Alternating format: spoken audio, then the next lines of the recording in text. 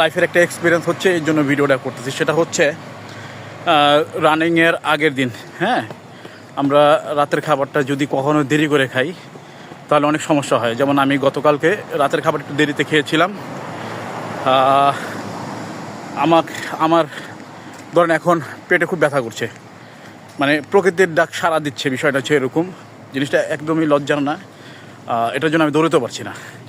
মানে আমার যেই গতি একরকম নষ্ট হয়ে গেছে, কারণ সামনে একটা ওয়াশরুমে যাইতে হবে, ওয়াশরুমে যেয়ে ফ্রেশ হইতে হবে।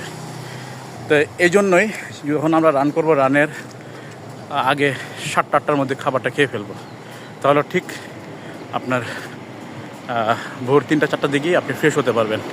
একটু দেরি হয়ে গেলেই ডাইজেস্টের প্রবলেম হয়, যেমন এখন আমি সাফার করতেছি। তো যাই হোক, এটা একটা ব্যাড এক্সপিরিয়েন্স আমার, আমি আপনাদের সাথে শেয়ার করলাম। ধন্যবাদ।